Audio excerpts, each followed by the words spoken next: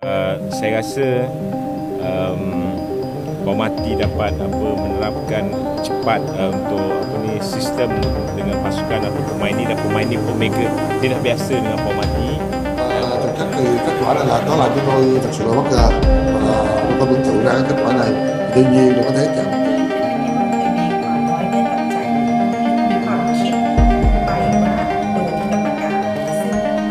Malaysia, Vietnam, dan Thailand. Tak percaya timnas Indonesia tolak gabung ASEAN All-Star hadapi Manchester United. Namun sebelum kita lanjut, jangan lupa untuk like, komen, dan subscribe agar kalian tidak ketinggalan update terbaru dari kami. Line Up Garuda. Karena itu semua tidak akan mengurangi rezeki kalian. Justru sebaliknya, ini bisa jadi bentuk dukungan nyata kalian untuk memajukan sepak bola Indonesia, yang pada akhirnya membantu usaha pemerintah dalam mengurangi tingkat pengangguran. Kalau sudah, yuk mari kita lanjut.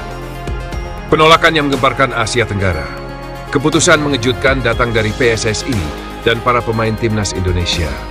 Mereka secara tegas menolak tawaran untuk bergabung bersama ASEAN All-Star dalam laga uji coba melawan klub raksasa Inggris, Manchester United. Laga yang sedianya akan digelar di Stadion Bukit Jalil, Malaysia pada 28 Mei 2025 seharusnya menjadi ajang unjuk kekuatan sepak bola Asia Tenggara. Namun absennya Indonesia menimbulkan riak yang cukup besar. Negara-negara ASEAN lain seperti Malaysia, Vietnam, dan Thailand pun langsung merespons. Tak tanggung-tanggung, pernyataan dari petinggi federasi masing-masing negara menunjukkan kekecewaan mendalam. Presiden FAM, Asosiasi Sepak Bola Malaysia, Datuk Hamidin Mod Amin, bahkan mengaku tak percaya dengan keputusan PSSI.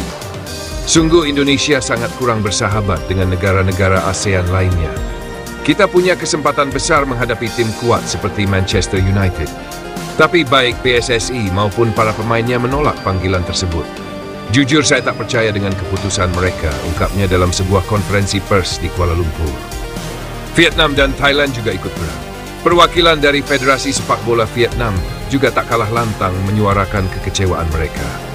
Indonesia akan menyesal telah melewatkan kesempatan ini. ASEAN All-Star akan kehilangan para pemain terbaiknya jika Indonesia tidak menyertakan wakil, tegas seorang perwakilan dari VFF Vietnam Football Federation. Sementara itu dari Bangkok, Federasi Sepak Bola Thailand menyampaikan komentar yang lebih tajam. Sepertinya Indonesia sudah merasa cukup kuat. Mereka tidak ingin bergabung bersama kami. Ini sungguh ironi. Entah apa yang ada di pikiran mereka, ucap perwakilan dari FET, Football Association of Thailand. Ketiga negara itu seolah sepakat menyebut bahwa penolakan dari Indonesia mencerminkan minimnya rasa kebersamaan dalam lingkup ASEAN.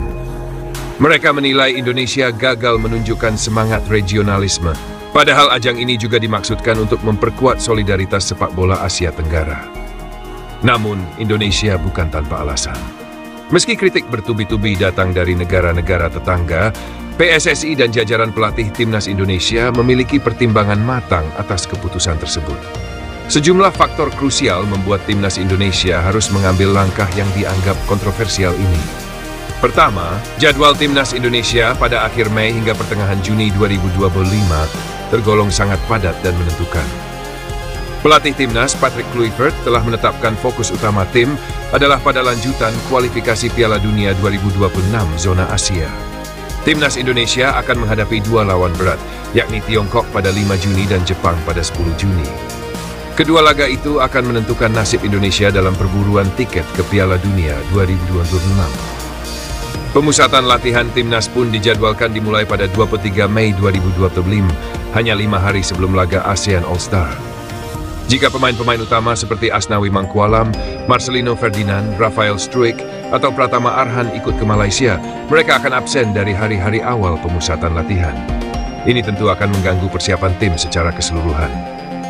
Risiko cedera, ancaman nyata jelang laga krusial. Alasan kedua yang juga sangat relevan adalah risiko cedera. Melawan Manchester United yang notabene diperkuat oleh pemain-pemain top Eropa, jelas bukan laga sembarangan. Intensitas tinggi dalam pertandingan uji coba semacam ini kerap menyebabkan cedera yang tidak diinginkan. Jika ada satu saja pemain kunci kami yang cedera dalam laga ini, maka kita harus berpikir dua kali apakah ini layak diikuti atau tidak. Ujar salah satu staf pelatih timnas Indonesia. Laga melawan Cina dan Jepang itu hidup mati. Kami tidak bisa mengambil risiko, tambahnya. Keputusan ini pun didukung oleh sebagian besar pendukung Garuda. Banyak dari mereka yang memahami betul pentingnya 2 laga kualifikasi mendatang, bahkan lebih penting dibandingkan sekadar tampil di laga eksibisi, meski lawannya sekelas Manchester United. Alternatif, masih ada wakil Indonesia di ASEAN All-Star. Meski mayoritas pemain utama timnas menolak, peluang Indonesia untuk tetap punya wakil dalam skuad ASEAN All-Star belum sepenuhnya tertutup. Nama Mark Klok misalnya mencuat sebagai salah satu opsi. Meski belakangan jarang tampil di tim utama, Klok tetap punya pengalaman internasional yang cukup untuk tampil di laga bergengsi seperti ini. Sementara itu, pemain-pemain yang tidak masuk dalam skuad utama untuk kualifikasi seperti Iji Maulana Fikri, Rachmat Irianto, atau Yanse Sayuri disebut-sebut juga tengah dipertimbangkan. Namun hingga berita ini ditulis, belum ada keputusan resmi dari PSSI terkait nama-nama yang bisa dipinjamkan ke ASEAN All-Star. PSSI berkomitmen pada kepentingan nasional. Di tengah semua polemik ini, PSSI menegaskan bahwa setiap keputusan yang mereka ambil selalu mengutamakan kepentingan nasional. Sekjen PSSI, Yunus Nusi, dalam pernyataan resminya menyampaikan bahwa fokus utama federasi adalah mengantar Indonesia ke pentas Piala Dunia. Kami mengerti banyak pihak kecewa, tapi kami harap semua juga bisa memahami bahwa saat ini kami punya prioritas yang lebih besar, yaitu membawa Indonesia lolos ke Piala Dunia, ujar Yunus. Lebih lanjut, PSSI juga menegaskan bahwa pihaknya tetap membuka peluang kerjasama regional di masa depan. Kami tidak menutup pintu. Kami hanya meminta pemahaman bahwa saat ini waktunya tidak tepat, tambahnya.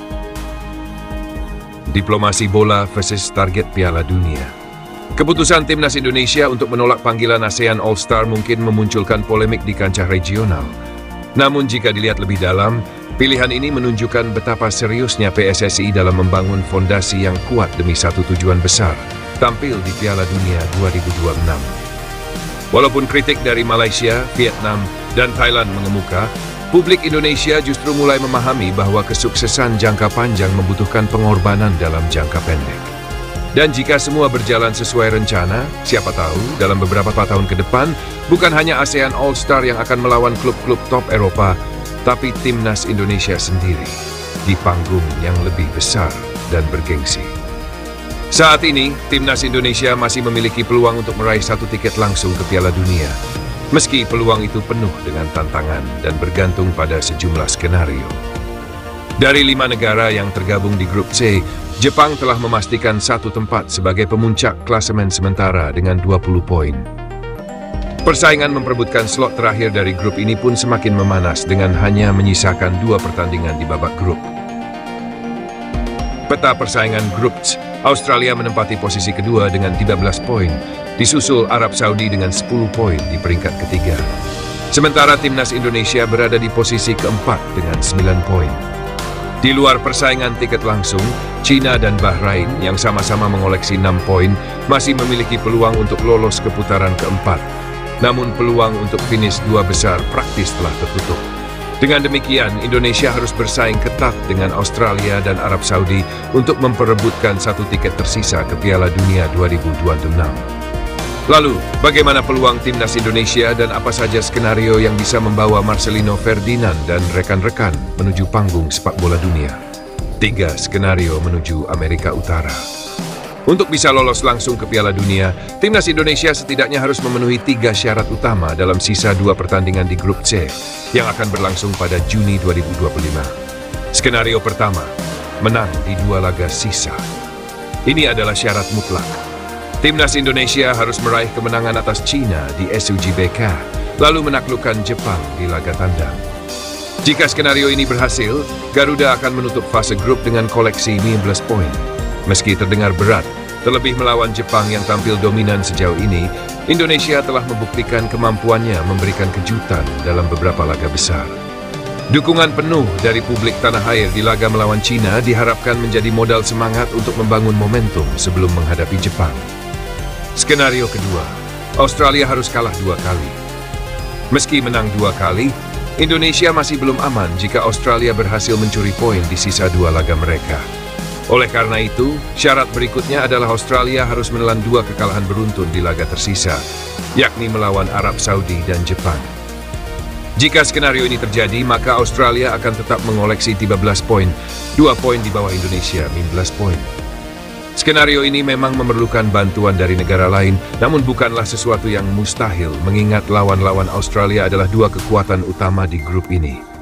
Jika Jepang tetap tampil konsisten dan Arab Saudi tampil agresif dalam laga kandang mereka, maka kekalahan Australia bisa saja terwujud.